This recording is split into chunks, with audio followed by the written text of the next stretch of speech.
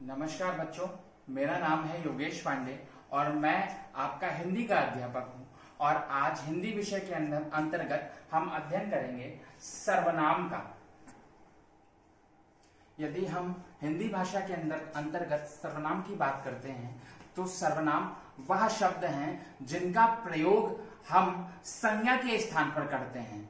संज्ञा के स्थान पर प्रयुक्त होने वाले इन्हीं शब्दों को हम सर्वनाम कहते हैं। यथा राम घर जाता है, इस लाइन को यदि हम इस पंक्ति को और बढ़ाएं, राम घर जाता है और वह घर जाकर खेलता है, तो यहाँ पर जो शब्द है वह जो राम की ओर ध्यान इंगित कर रहा है, इस शब्द को हम कहेंगे सर्वनाम। भाषा विज्ञान और व्याकरण में भाषा विज्ञान और व्याकरण में सर्वनाम एक संज्ञा या संज्ञा वाक्यांश के लिए विकल्प के रूप में सामने आता है। यदि सर्वनाम के भेदों की बात करें तो सर्वनाम मुख्य रूप से 6 प्रकार के होते हैं। पहला पुरुषवाचक सर्वनाम, दूसरा निश्चयवाचक सर्वनाम, तीसरा अनिश्चयवाचक सर्वनाम, चौथा संबंधवाचक सर्वनाम, पांचवा प्रश्नवाचक सर्वनाम और छठा है निजवाचक सर्वनाम। पुरुषवाचक सर्वनाम को हम 3 भागों में बांटते हैं। पहला उत्तम पुरुष, दूसरा मध्यम पुरुष और तीसरा अन्य पुरुष। उत्तम पुरुष जब हम स्वयं की बात करते हैं, अर्थात मैं, हम।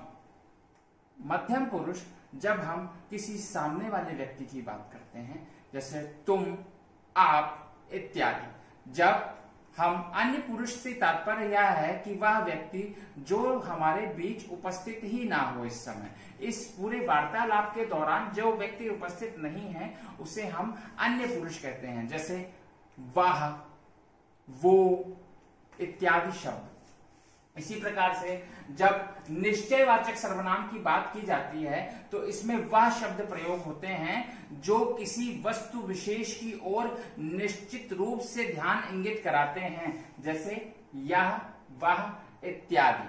अनिश्चयवाचक सर्वनाम में हम क्या करते हैं, किसी अनिश्चित घटना के विषय में, किसी अनिश्चित वाक्यांश के रूप में हम कोई का प्रयोग करते हैं या कुछ का प्रयोग करते हैं, कि जैसे कि मुझे कुछ गड़बड़ लग रही है। यहाँ जो कुछ शब्द है ना, ये हमारा अनिश्चयवाचक सर्वनाम है, क्योंकि ये अनिश्चित चिंतात्मक घटना की ओर, अनिश्चित घटना की ओर हमारा ध्यान आकर्षित कर रहा है। जो, सो इत्यादि जो शब्द हैं ये कहीं ना कहीं किसी विशेष प्रकार के संबंध को प्रदर्शित करते हैं, अस्तु इन्हें संबंधवाचक सर्वनाम कहते हैं। इसी प्रकार जब हम प्रश्नों की बात करते हैं तो प्रश्नों की श्रृंखला के अंदर हम प्रश्नवाचक सर्वनाम का प्रयोग करते हैं, और जब स्वयं की बात करते हैं तो जब मैं ये कहूंगा कि मैं अपना काम अपने आप कर लूंगा, तो यहाँ जो आप शब्द है वो निजता की ओर हमारा ध्यान इंगित कर रहा है, अस्तु यहाँ पर निजवाचक सर्वनाम होगा।